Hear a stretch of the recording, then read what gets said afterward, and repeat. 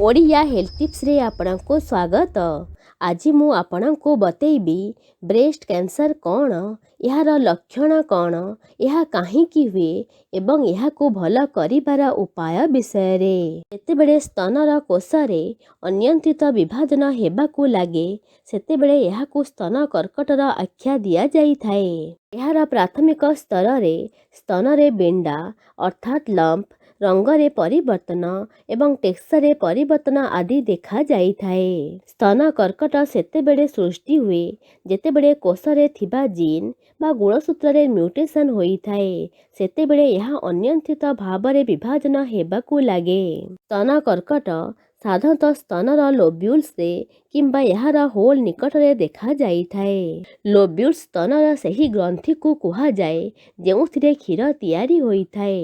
Duct हेउछि सही नड़ी जहाँ साहाଯ୍ୟରେ क्षीर nipple पाखकू पहुँची थाए। यह व्यतीत कैंसर स्तनर कोमल अंशरे मध्य होई पारे। थरे स्तनरे कैंसर कोष सृष्टि हेले यह सांगे सांगे स्तनर अन्य भाग को विस्तार हेबाकू लागि थाए। यह बेले बेले अंडर आर्म रे थिबा लिम्फ नोड जाए पहुँची जाई थाए।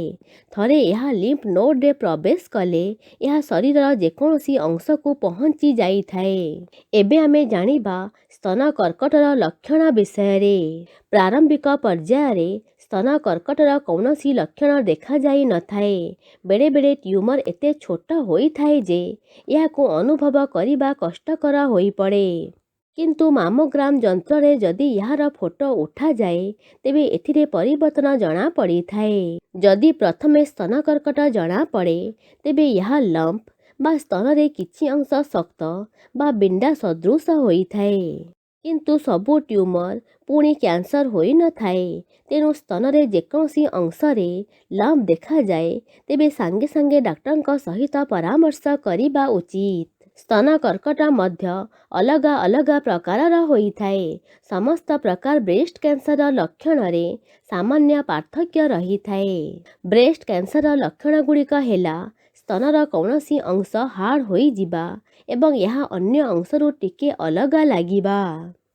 ब्रेस्ट रे पेन हेबा, ब्रेस्ट रंग परिवर्तन एवं पिटेड स्किन हेबा, ब्रेस्ट रे स्वेलिंग हेबा, निप्पल रु क्षीर बदल रे अलग कौनसी लिक्विड डिस्चार्ज हेबा, निप्पल रु ब्लडी डिस्चार्ज हेबा, स्तनर आकार एवं रूप रे परिवर्तन हेबा, निप्पल ओलाटा होई जिबा, बाहुर तड़ भागरु फुली जिबा।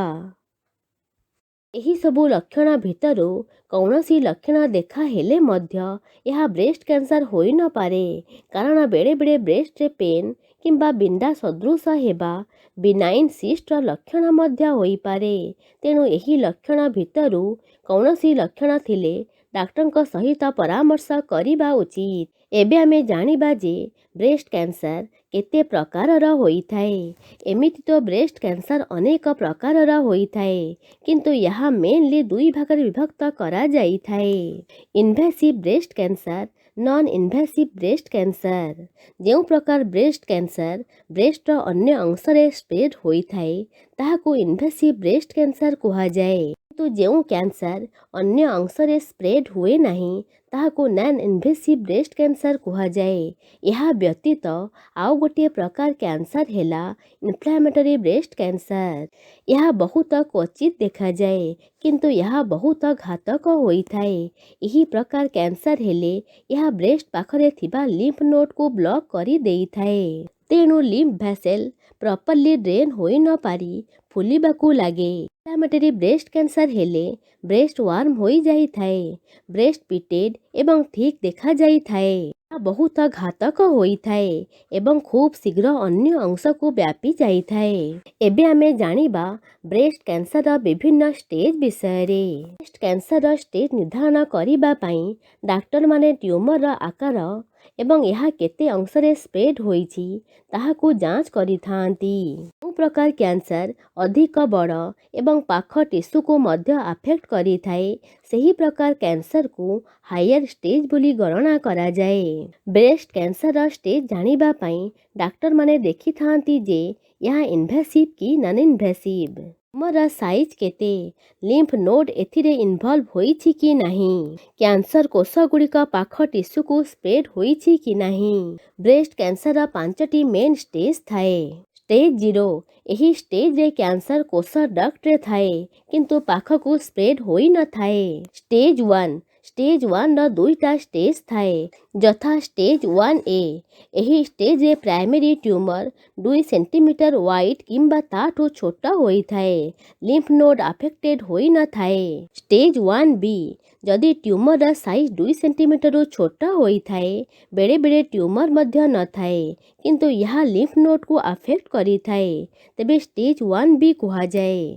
स्टेज 2A कैंसर 2 सेंटीमीटर छोटा होई थाए एवं 1 ରୁ 3ଟି लिम्फ नोड को विस्तारित होई थाए किंबा 2 ରୁ 5 सेंटीमीटर होई थाए किंतु कौनसी लिम्फ नोड को व्यापी न थाए।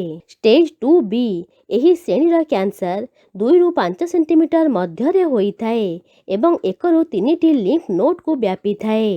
स्टेज 3 एही प्रकार कैंसर 4 ରୁ 9ଟି ऑक्सिलरी लिम्फ नोड को विस्तारित होई थाए एवं मामारी लिम्फ नोड को वृद्धि करी थाए एवं ट्यूमर कौनसी साइज रा होई पारे किंबा ट्यूमर 5 सेंटीमीटर रू बड़ा होई थाए एवं कैंसर कोष 1 ରୁ 3टी ऑक्सिलरी लिम्फ नोड किंबा जेकोसी ब्रेस्ट बोन नोड्स को व्यापी थाए। स्टेज 3B एही प्रकार कैंसर छातीरा वाल किंबा स्किन को आक्रमण करी थाए किंबा यह 9th लिम्फ नोड को आक्रमण करी थाए किंतु छाती को आक्रमण करी न थाए। स्टेज 3C एही स्टेज रे थिबा कैंसर 10 किंबा ताठू अधिक लिम्फ नोड्स को व्यापी थाए कोलार बन पाखरे थिबा लिम्फ नोड एवं इंटरनल मामारी नोड को व्यापी थाए।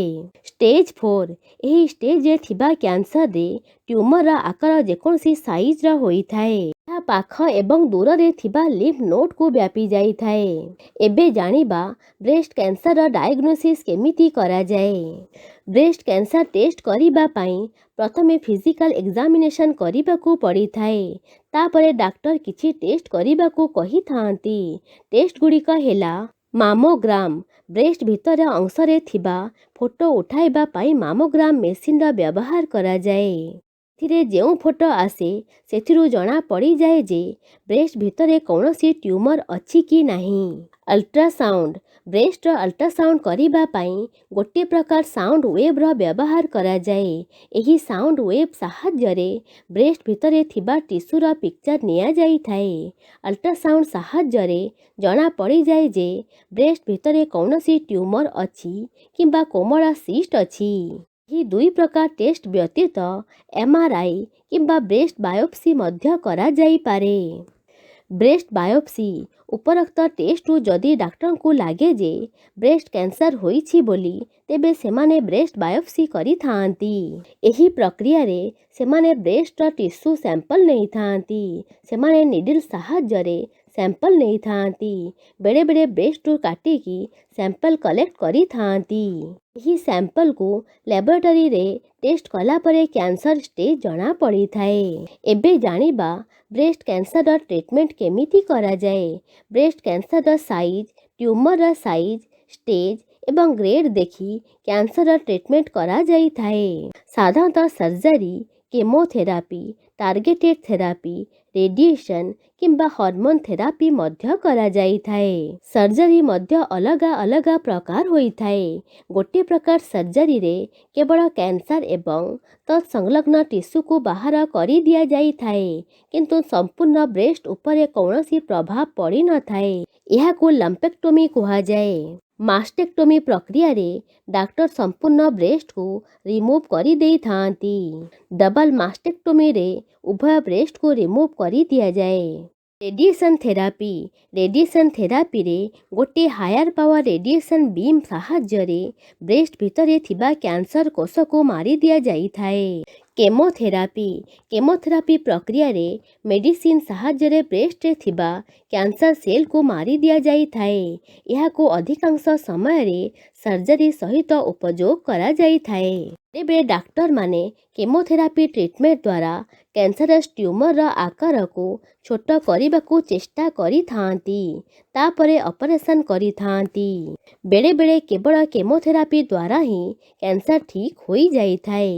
ଅନେକ ସମୟରେ ପ୍ରଥମେ ଅପରେସନ୍ କରାଯାଏ, ତାପରେ କେମୋଥେରାପି କରାଯାଇଥାଏ।